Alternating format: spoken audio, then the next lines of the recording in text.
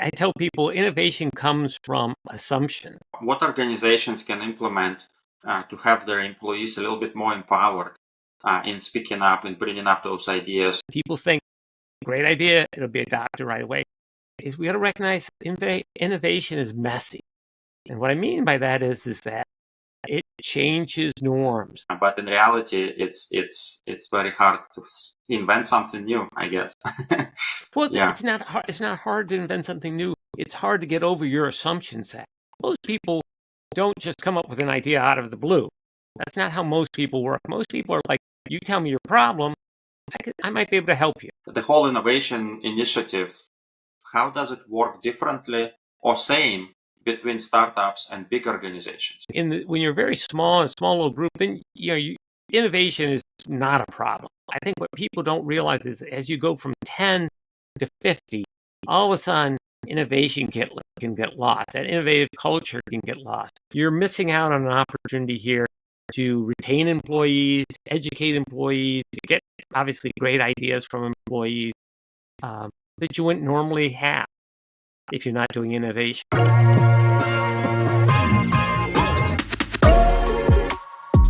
This is an Hour of Innovation podcast, where we explore innovations and unique approaches to solving challenges.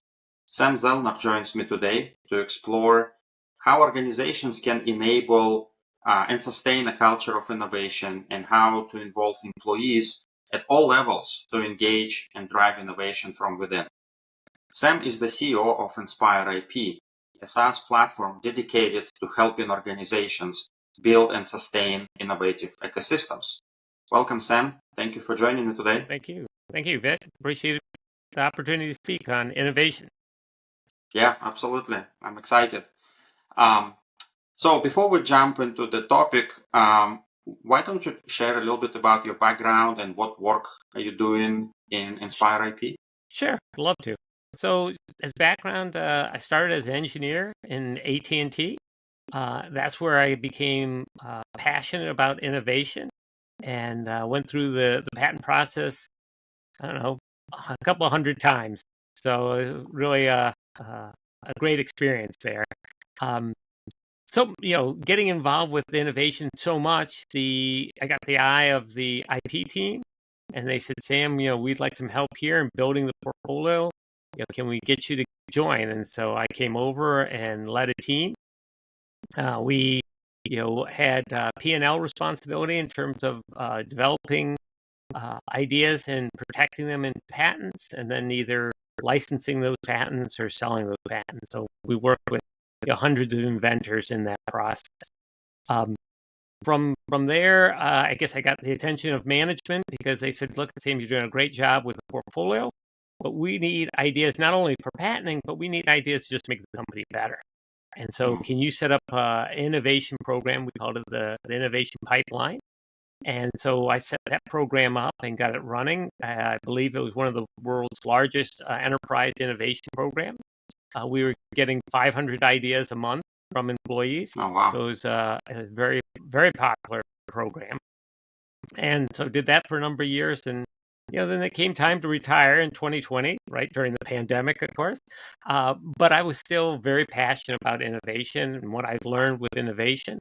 And I wanted to pass it on. Plus, I had the opportunity also to lead an open source AI prior art search engine. So I started leading that. That was something I started when I was at AT&T. But the main focus of my time now is on Inspire IP. And again, to capture innovation and create a culture of sustained innovation within companies. I feel like I have a lot of experience in it. I really enjoy helping companies do it. And it's one of these things that seems to be, a lot of people have trouble doing. Mm-hmm. Yeah, I can see it could be complicated. So from your experience, what would be the first step for organization to start doing or to start implementing this culture of innovation and this program and things like that? Well, I think first of all, you got to keep in mind that innovation is for everyone. A lot of times people think, oh, this is just for the technical group. No, you really want everybody to have an opportunity to share and contribute ideas. So that's one thing when you think about innovation culture, you're thinking about something for everyone, not just a select few. Also, keep in mind when we say innovation, there's really sort of two parts I think of it, or three parts of innovation. One is innovation of ideas to help the company, right? But then there's also ideas that you want to protect for patent filings or intellectual property there. So there's really two components that we want to think about in terms of that. So keeping that in mind, obviously the first thing you want to do in terms of setting up an innovation program is get it into your corporate strategy, your mission statement, and all that. So everybody knows very clearly, hey, innovation is part of what we do, and it's something we do every day. And then it's important, like I said, you need to have somebody responsible for it. Nothing happens unless somebody's responsible, and it can't be everybody. Right. It has to have a specific person. You might have your IP person working to capture any intellectual property or protecting these ideas, and then you might have somebody maybe on the marketing product development side who also has. And in the beginning, obviously, it'll be a part-time job, but maybe over time, as you grow, it'll become a full-time job and a full-time group. But then that's what you need there. Then you also you need to have a good sense of I'll call it a strategy and guidelines to your innovation. I think this is one thing this is where a lot of people fail. I think the initial reaction, you see a lot of people thinking, oh, innovation is different. We get it. The rest of the company doesn't. So we're going to be independent. We're going to have cool coffee machines and everything. And we don't need the rest of the company because they just don't get it. But the fact of the matter is you need the rest of the company because you don't have a distribution channel. You don't have a sales team, all these other things. And so when you start going at it with this idea that nobody else gets it and you don't need the company, then when you come up with an idea, you're going to realize you do need the company. So I think it's important from a guideline standpoint to realize what we're trying to do. And I tell people what the innovation group is trying to do is not only find ideas, but basically lower the risk level. Because usually when a new idea comes in, it's much riskier. One of the reasons why they don't just take off is because there's more risk involved with them, and the company's not used to that risk. They're not a venture capital per se, and so they can't adopt it. So what you need to do is lower the risk as an innovation group so that it can get into the regular track.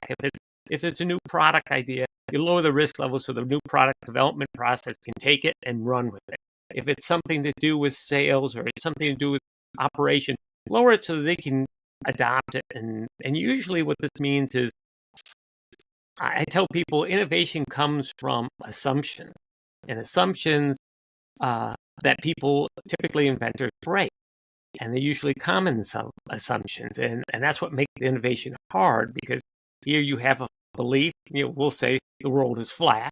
I come in and say, no, the world is round, and and so that's very hard for you to take and the rest of the company to take, because we are uncomfortable about things being, especially sort of facts we think we understand to be wrong or somehow changed on us.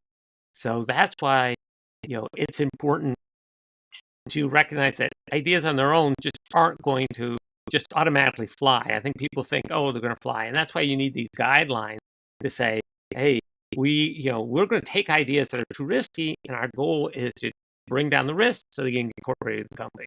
Some other guidelines is, because again, people think, great idea, it'll be adopted right away, is we got to recognize innovation is messy. And what I mean by that is that it changes norms. It counteracts things. It could cause groups to disappear. It could do lots of things that could make people very uncomfortable. And so we need to be careful about that and how we introduce it and work it through the company. And then one of the other things I always tell people, which is so obvious but not, is ideas that come in and all of a sudden there's a big savings. And people think, well, why didn't we do that before? Oh my gosh, you must be a terrible manager because you should have seen that. You're fired. Well, if you start firing people when people come up with good ideas, guess what? Every manager is going to tell other people, don't you dare come up with a new idea because I don't want to lose my job. So there's things like that seem obvious, but they're not when you get into it. So I say, hey, have some guidelines that says, look, innovation is not going to be criteria for firing people. You can Yeah. fire people for other reasons, but you're not going to fire people because something came up. So I think, and I work with people to help get them some guidelines and thinking about it. Then obviously you need a process in which you pick up and capture ideas and manage them effectively. Because again, people are very passionate about ideas. If you don't manage them effectively, they're not going to trust you anymore. They're not going to give you any more ideas. So we need to figure out a way in which to do it. That's where Inspire IP comes in play. We have a whole process that you can utilize to capture people's idea and go through this process to make sure that you properly handle it. And then obviously you want to celebrate your successes, recognize people who contributed to those successes. Pretty easy, but something that's very important, and share it with the company. And then I just tell people, in getting to innovation culture, don't go into the deep end of the pool. Start in the shallow end. Start small and build your way up. Because again, if you don't do it right, you lose people's trust. It can fail. But if you do Yeah. that, I think it's we have a lot of customers that are having very, very good success in their innovation culture, and it feeds off of itself. Yeah. So a couple of things I want to follow up on. Something you said about risks and how to reduce those risks.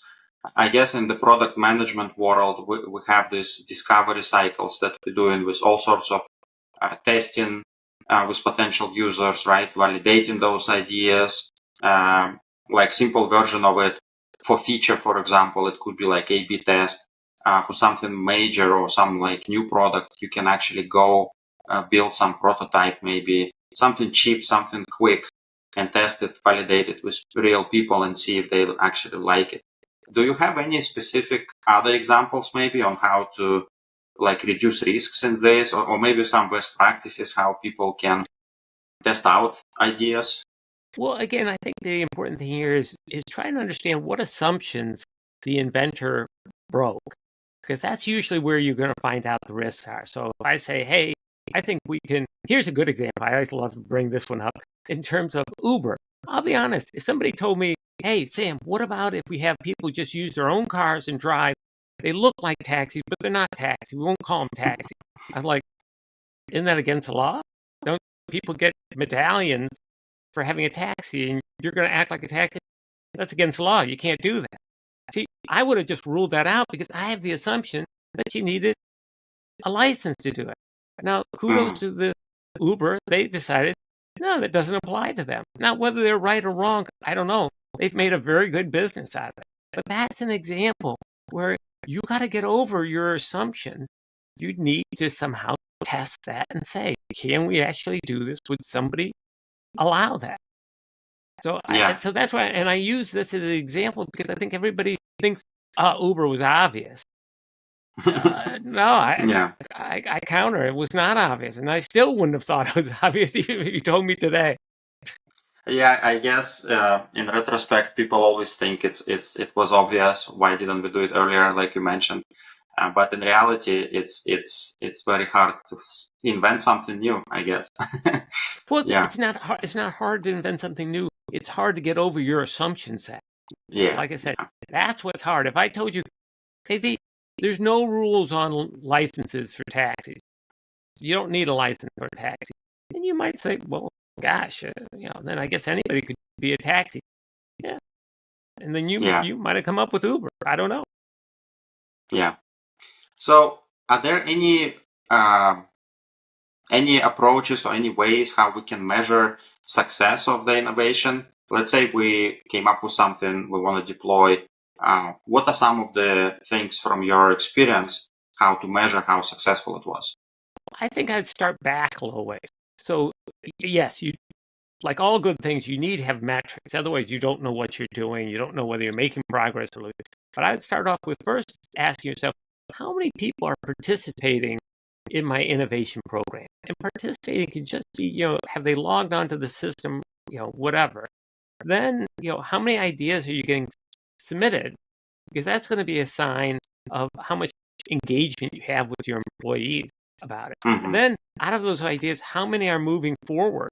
How many did you decide to move forward? And obviously, think about this as some ways sort of like starting a new business, right? Most ideas don't get to that threshold. It's hard. And you need to help people understand it is hard, but you're providing feedback, and that's a learning opportunity for employees. So if somebody said, "Oh, why don't we do this?" It might be because there's a law against it. It might be because it's too expensive. All kinds of reasons why. You need to provide people an understanding why you're not pursuing, and that helps them so you get better ideas. But then I would look at how many ideas are going forward, and out of that, how many ideas are going forward. We're saying ideas that we're going to look at and figure out whether we can lower the risk level. So out of that, there's still going to be ideas that we decide. We thought there may be an issue with the cost of this item. Guess what? There still is an issue. That the inventor didn't think it would be that costly, but when we researched it, when we built prototypes and everything, actually the cost is still there, and that's why we haven't done it. So that's going to happen. So you're going to lose some ideas, but then you're going to see how many ideas go beyond that, and now go to implementation, and you want to look at implementation and say, how many ideas really got into the business unit, what we call land. How many did you land in the business unit? Because that's an important sign. If you're not landing ideas after you've done your analysis, now maybe your analysis isn't on the right thing. For some reason, it's not getting into the track of the business unit. You want to know that. And then finally, when they do get to the business unit, how many of those ideas are actually getting implemented? So there's actually a lot of different steps you want to look along the way, because you'll find out your process have problems in certain areas that you need to improve, and that's natural. Any new process you put together, there are things that you need to improve on and fix, and so that you will do that as you go. But you need those metrics, as you point out, so you can see where in the whole pipeline. Obviously, in the end, people are going to say, "How much money did you make off of new innovation? How much did you change the organization? How much cost savings did you do? Things like that. How much of an impact did you have?" And there's a lot of different ways to measure that. And then Yeah. I'd also do, of course, sounds old school, but, surveys of employees and how do they feel about, is the company feeling, do you perceive the company as being innovative? Do you feel like people are listening to your ideas? Would you feel comfortable contributing an idea? Those are also very good measures, because even if you're making a lot of money, if you're not making the employees feel good, you're not going to keep that stream going, and your innovation culture will be lost. Yeah, so for any business, I imagine there must be a balance between how to keep the current products or current services running, right, and have support for those, versus how much new things we can build. There could be even issues like, how do we onboard customers to use this new tool that we built, or how we educate them to start using this new thing, or whatever. Is there, from your experience, is there any balance that you see across organizations, that they try to do like 50-50 with innovations, or maybe less than maintenance? Well, that's a good point. I mean, obviously, rolling out new products takes time, resources, and things like that. So that's part of this full understanding when you're evaluating. The business unit might say, we got 5 products right now. They're taking this much in the way of resources. So any new product would have to have these requirements. So then when you're looking at ideas, and this is where we think it's so important to partner with the business unit. When you're evaluating ideas, you can have the business units a part of that process. You really should, so they can look at it. I think that's an important piece here. People talk about, oh, let's have time for innovation and all that, and that's true. You should have time for innovation, but you want people using their time the right way.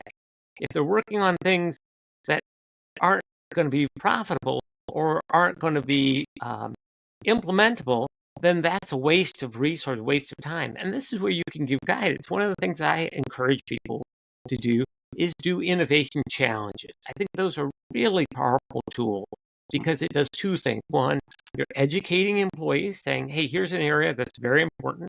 Like if you're a store and you get too many products returned, you could have innovation challenge saying, hey, we need to understand, how can we reduce the number of items being returned, or how can we make it more cost effective in having items returned?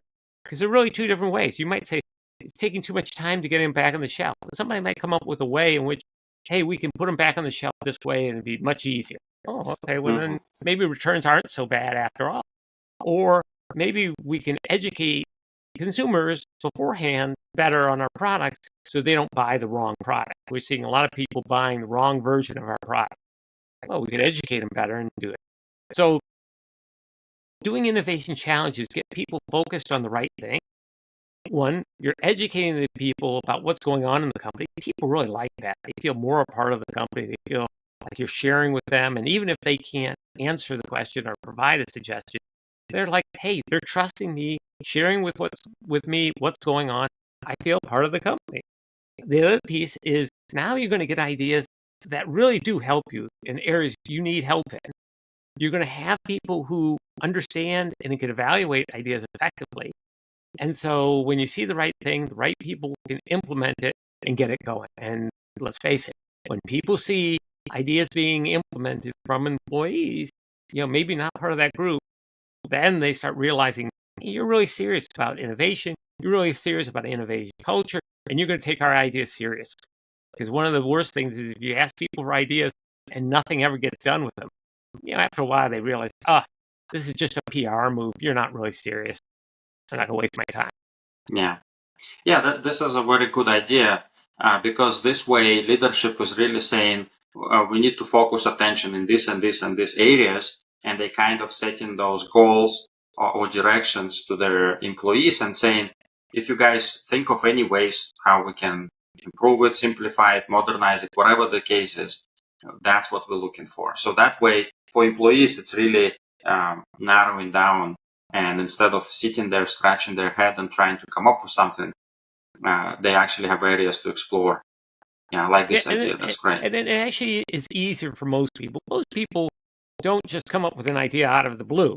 That's not how Hmm. most people work. Most people are like, you tell me your problem, I might be able to help you. So Yeah, this way, you'll get more people involved. Otherwise, you only have a small number of people involved in your innovation. yeah. So let's talk a little bit about what organizations can implement to have their employees a little bit more empowered in speaking up and bringing up those ideas and things like that.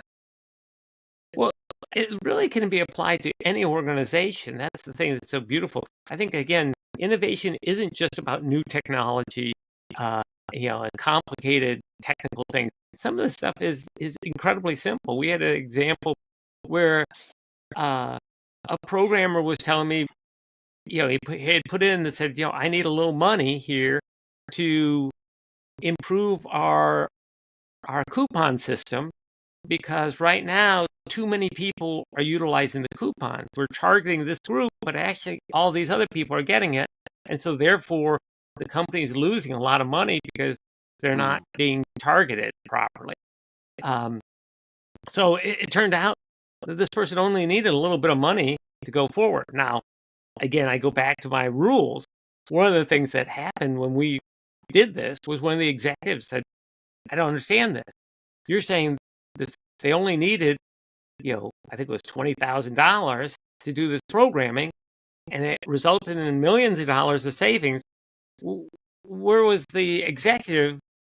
They didn't have budget for that, and they were all excited. And I said, "Wait, look, the company got a benefit here. We are not here to judge the management team. It's a data point. I admit it is a data point, but you don't want to take action on the management because of this idea. Because if you Mhm. do that, then again, everybody's going to be told, do not put an idea. So, there's a little, I'll call it strategy here to understanding how innovation works. And sometimes it does bring up embarrassing things, and you need to recognize that and manage it effectively. I see. So basically, just like prove that you're actually executing the ideas, and that will speak by itself, and people will feel empowered by just They doing that will, and they seeing will. examples. And I think also we need to be careful here. Every idea doesn't need to be a complete game changer for the whole company. There can be Hmm. little ideas that make a group feel much better. Maybe there's a group that says, something, right now we're wasting a lot of time because products come in and they're done this way, and so we have to unwrap them, and it's very inefficient. If we could do it this way, it'd save us a lot of time. Well, in the grand scheme of the company, that might not mean much. But for that group of 25, 50 people, it's a big deal. They've been complaining about it. Nobody cared. Now you implement this. It makes a big difference in their life. That's going to inspire people. It doesn't have to be. I think too many people are looking for home runs, so to speak, in the baseball vernacular, when just a simple little thing can make a big difference. It gets people feeling good about the company. They're listening. They care. That's what you want. Yeah. So some people, especially I see this with, I shouldn't say that, it's not especially, but most times I see this in engineers who are maybe very innovative, but they can be quiet, right? Even if they feel empowered and everything. Some people maybe don't even feel innovative. They're just doing their job day to day. So what organizations can do, or managers maybe in this case can do, to encourage their people to speak up and really start thinking about things like that and ideas and talk about that? Well, you need to have, first of all, you need to have a system and a process that people believe in and is easy to use. And that's what we try and do with Inspire IP. You want it so that people can put ideas in. And one of the ways in which you get people oriented, like I said, was you do a challenge. These people, they might not be able to contribute to the challenge, but they'll read it. They'll find it interesting. And ultimately they'll see some of the answers to the challenge. And that'll get them thinking, oh, I have some ideas. And then they can put in an idea and all that. One of the things that people, again, need to understand the dynamics here is a lot of people say, well, if you have an idea, give it to your manager. And what happens there is they die. Why do they die? Because, well, first off, you're talking about an idea that is beyond the scope of the manager. The manager doesn't know who to give it to. And so now you've created this awkward situation where the manager has an idea from somebody, but doesn't know where to do it, doesn't really have time to work on it. And so you just said, why don't you just not think about those ideas and focus on your work? Yeah. So you get the manager killing off any idea. So that's why, our program, captures the idea. It doesn't require the manager. You can get it to another group who can really work with it. And their job is to work with it. And so it makes it much easier. And the other piece is also some people are naturally shy and they're not going to want to put out an idea they're not completely confident about. And this way you can have, we also incorporate the capability of having mentors. So you can send your idea to a mentor, and the mentor is somebody who's obviously very patient with people, can talk to you and help you along in terms of moving your idea or thinking about your idea the right way and things like that. So we can incorporate mentors if you want mentors in your system, or you can have the people who receive the ideas work with the inventors that way. So it can bring out people. And again, as you do more things, big and small, and see successes, it's going to give people more confidence. Maybe I could have thought of something like that. I could do that, or I see things that could save us money, and that gets people out. But it does take time. You're not going to get people's trust immediately. Right. Yeah. Yeah. I can see that it's definitely taking time with everything.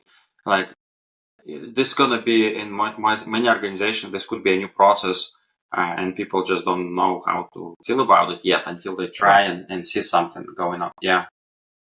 Do you have any example of that, like frontline employee came with some great idea and it changed dramatically how business doing? One example we had at AT&T, which is I think a great story, was we had an admin. She was out in the field, and she had her son just learning how to drive, and she realized, wow, this is really a risky time. I don't know about you, but I had a number of kids driving, and I taught them how to drive, and it's a really nerve-wracking time. And she realized, wow, using the cell phone when driving is very dangerous. And she felt like, wow, AT&T, is selling cell phones. We should be, doing something to be responsible to help these people so that they don't use it. So she presented and submitted an idea that said, hey, we should have an application that would help people turn off their phones, say, hey, I'm driving right now. I'll get back to you after I finish driving. She presented that idea. It wasn't a patentable idea. Other people had applications, but she brought out that, hey, AT&T should be offering a system like this. It just makes sense. And a lot of people said, yeah, that does make sense. That, and again, these things seem obvious, but it wasn't. We weren't doing it. She brought it up, and a frontline person, and so we rolled out a product, not for profit, but to help people, called Drive Mode, and it was launched. So, a good example of somebody out in the field having the experience and realizing we should be doing something different. Yeah, that's great. It's always interesting to see those ideas. Like, I used to be a product manager and had some products to worry about, and some obvious things. Again, right? Obvious things. You just don't see them when you're day to day in the weeds. And then some customer comes in or somebody comes in and say, "Hey, why don't you have this?" And it's like light bulb goes off. Like, oh, okay, here we go. This is a great idea. That's no brainer. Yeah. Yeah, we had another one, interesting one, where somebody had it like a new product. They went out and watched customers, open up the box and everything. And they saw the customer open up the box and take the instructions and throw them out. And they're like, you just threw out the instructions. He goes, oh, yeah, I'm sure there's an app on the phone that will show me how to use it. Nope. No. And so they, there you go, a video or something. And then so they realized, oh my gosh, so it is. It's some of these things are just so basic and obvious, and so you want to channel. Now, the other thing that's important to keep in mind when you're doing an innovation program and all is when you come up with these ideas. First of all, it does take some money if you have to do a focus group or research, things like that. So you need some money for this innovation group to be able to do some of this work. Sometimes you can link it into the business unit and they can pay for it that way. You also need to recognize that if you want to get ideas going, and these are new ideas, and these are in the middle of the year, the business unit might not have money to implement. So you might need some money to help the business unit move on a good idea. So there are some, financial things you need to do. Also, I think there's some tricks in terms of getting resources to help you with that we give guidance to people on, because it is a little tricky that way to get things going, because you are, I'll call it, out of process from the standpoint of budgeting, resources, and all. Yeah.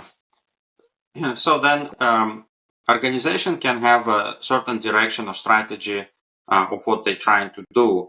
But then all of a sudden, some employee comes in and says, I have this great idea. We should do this and that. And it contradicts with that strategy, actually. How do you handle situations like that? It can. Yeah. Well, again, this is where, depending on how big an idea is, you're working with the business units, you're working with the executives. So they appreciate the value and the opportunity there. And that's where you need, if it's a big idea, if it's a whole new product launch or the new way of doing business, then you need the executives buy-in. Again, I think too many people have this idea that innovation is about challenging everything. It's not challenging. It's challenging some assumptions to get new things going. But it's, everybody's not your enemy, and you're not going to be successful if you take that that view. We're too good for everybody else. No, you need to figure out how you work into the regular processes.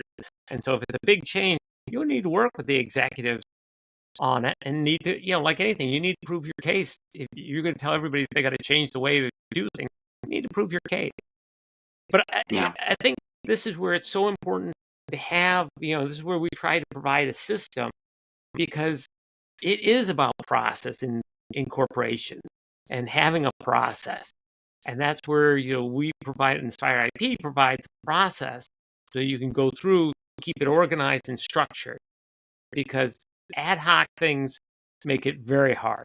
When it's a process, it's easier. We know, developing a product, there's a process for it. Sales, they have a process. If you don't have a Mm-hmm. process, it doesn't work. And it's not sustainable, really. That's the key. Yeah. So how does it work when employee comes with idea, it gets approved, somebody's working on? Is this employee now like an owner of it, or they are just participant in a group? What's the typical way of how this works? That's a great question, because I think the answer is not what people think. A lot of times people think, oh, if you came up with the idea, you want to manage it all the way through. And guess what? A lot of inventors don't. They want to be aware of it. They'd love to have comments on it. But they have their own job. They rarely do they want to leave their job to take on that.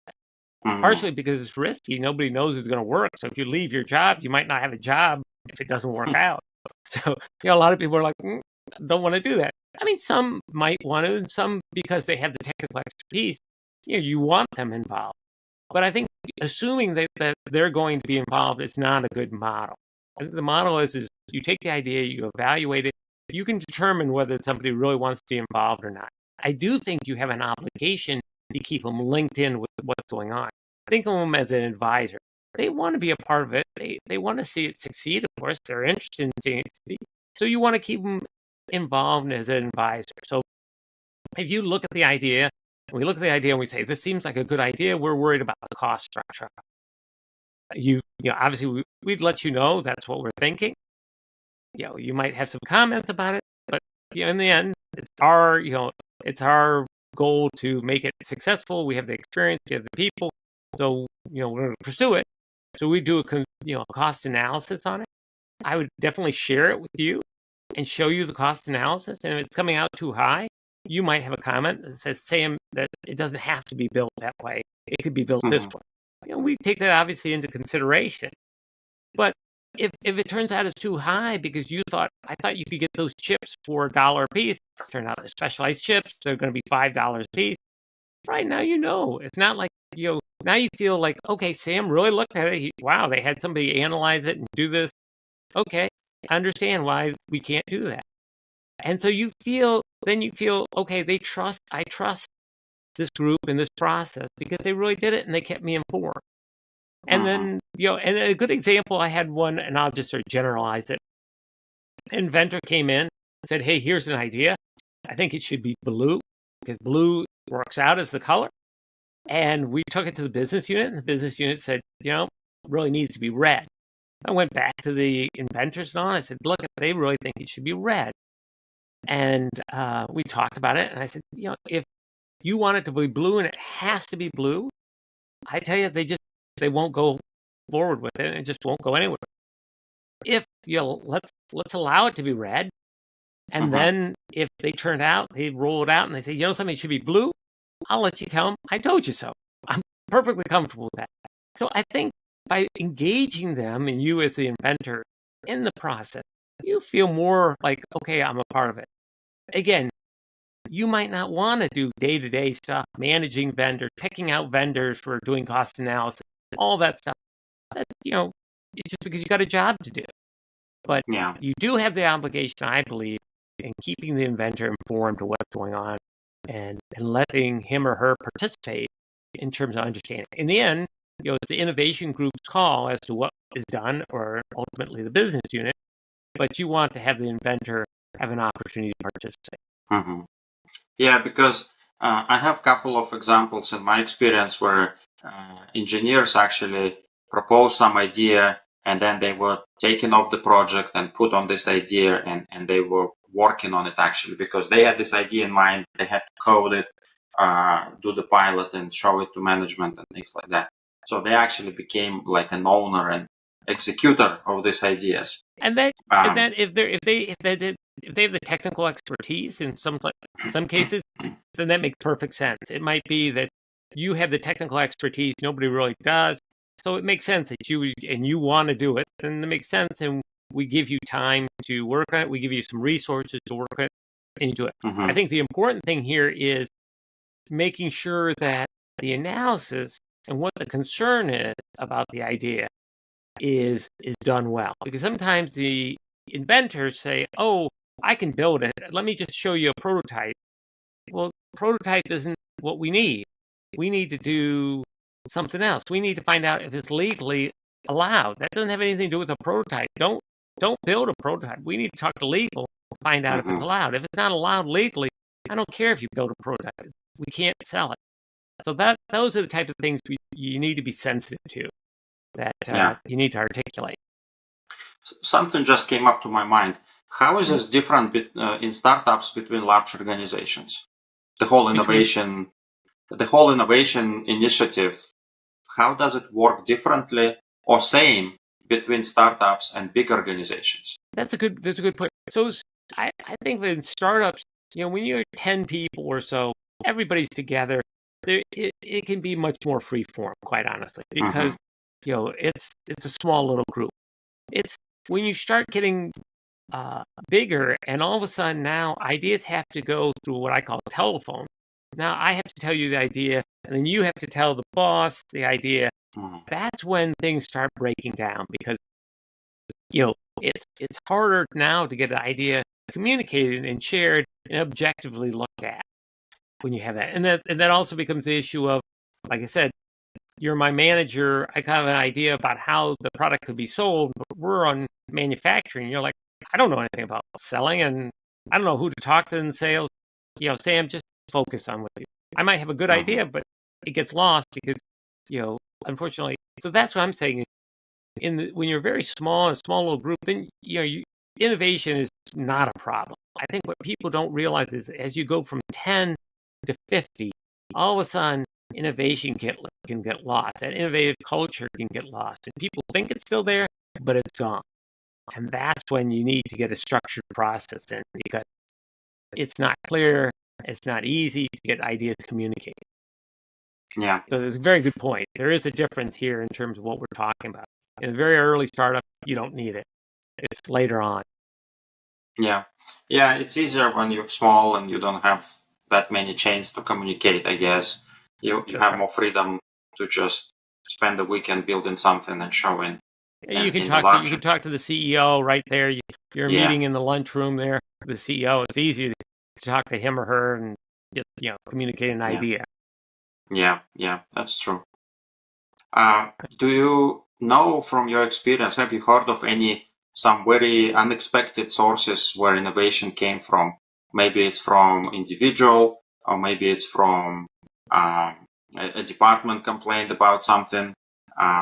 Some of those cases or stories, maybe. Well, I told you that the admin people can come up with interesting issues there that you wouldn't expect. Customers can come in with issues that you don't expect there. But it really can come from anywhere, ideas. So it's I think the only thing I caution you on, and it's hard, which is sometimes you get really bright people who have great ideas, and they think it's obvious. They'll say something, and they'll say, "Oh, well, I figured orthogonal waves could be done this way, but I figured it was obvious, so there's no need for me to say anything." But, no, it's not obvious. That wasn't obvious. So I think that's the sort of unusual thing that you don't expect. Some of the brilliant people have incredible ideas, and they don't bother to share them because they just don't. They figure everybody knows that it's there, and it's like, no, everybody doesn't know that. You're the only one who knows that. So that's where I think sometimes you get fooled by brilliant people don't share their ideas, not because they don't want to, but because they just think everybody knows. Yeah. It's strange that way.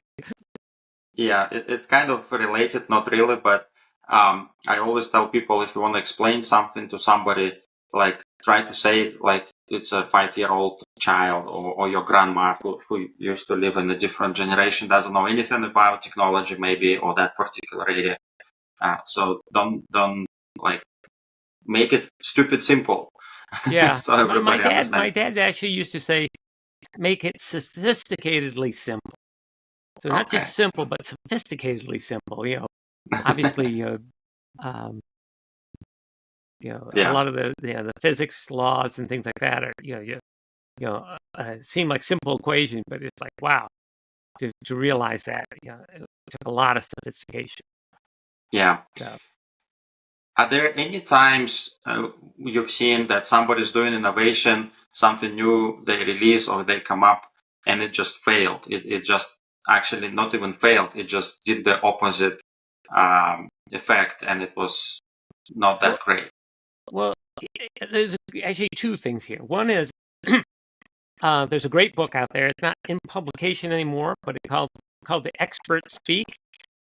And this is where I like to bring it up because I think it's really interesting in the sense that they talk about how many examples of experts get it completely wrong.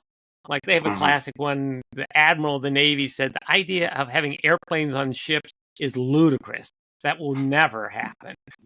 There's another one. I think it was the chief of Federal Reserve was saying we're on the pinnacle of prosperity right before the 1929 crash. So that's one thing that's interesting is that while experts are obviously very smart people, sometimes change can be missed by them, and so I think you got to be careful. Obviously you got to take consideration experts, but you got to again do your homework on things. So that's one I like to bring up people to think about as they talk to different people and get this together. So that's I just bring that up as an example, sort of things that people need to think about. Yeah, that's good. And then I guess we're coming to an end almost here.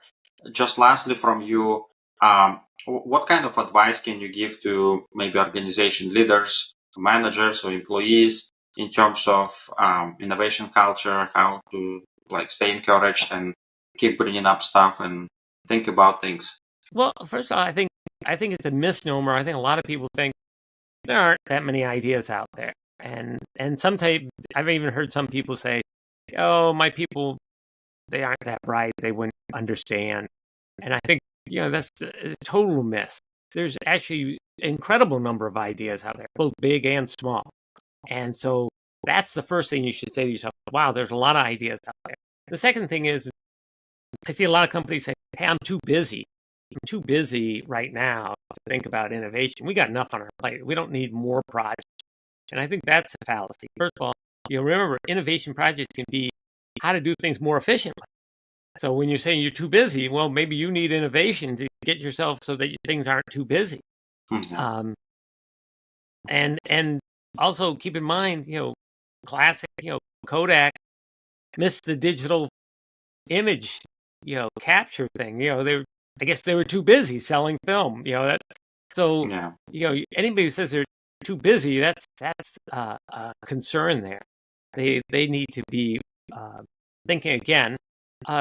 The other piece is start out small. You don't need to start out big. I think sometimes people think, oh, I got to do something big. No, actually, I have to start out small because you need to learn.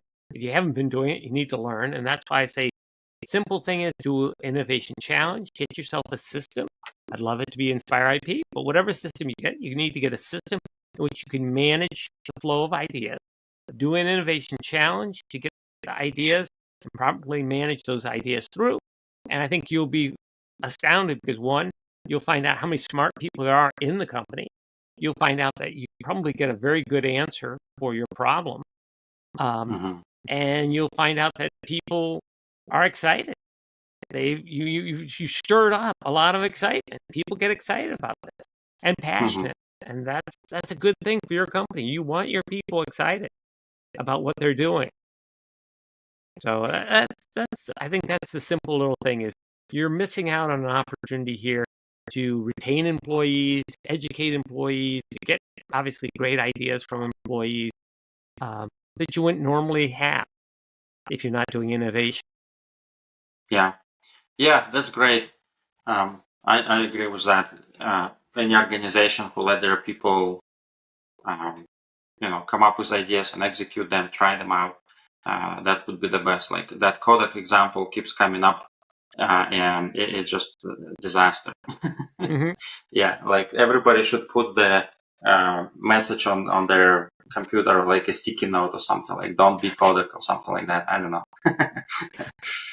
There are a lot of different ways to and also I would say, celebrate. I think too many people worry about, I'll just recognize Sam. He was the key person. Spread that celebration around. If you were the project manager to implement it, or maybe you were one who did the analysis, recognize you too. Recognition is very low cost, and it makes people feel good. So when you do innovation, it's not just about Sam who had the idea. It's about all the people who helped make the idea a success. Recognize all those people, because the next time you come up with an idea, they're going to feel good. You remembered what I did for you. Recognize it. It's a key thing that I think sometimes we lose in this thing of just being focused on who gets credit. The other thing you haven't brought up, which I always hear, is, "Hey, Sam, I got a good idea. Why should I give it to the company? I could make millions." And I hear that all the time. And the reality is starting a new company with new ideas is risky. It's very risky. And if you don't have the resources, that might mean you might have to mortgage your house to get the resources, all that. I tell people, learn from the company. When they take your idea, look what they go through, look at all the ups and downs they go through. That'll help you to understand, because you're a smart person. You'll probably come up with more ideas. This won't be your only idea. I've seen it. Most people who come up with good ideas have lots of good ideas. So, learn from this idea. Next one, maybe you decide you want to take it out on your own. That's your prerogative. But, learn from this first one. Yeah, that's a great advice. Otherwise, people can start the company, invest, and it fails. Well, what happens is typically they say, "Well, I could do it on my own, make millions, so I'm not going to tell the company." Are you going to do anything with it? No. Well, then that's the worst of both worlds. You didn't get anything. So.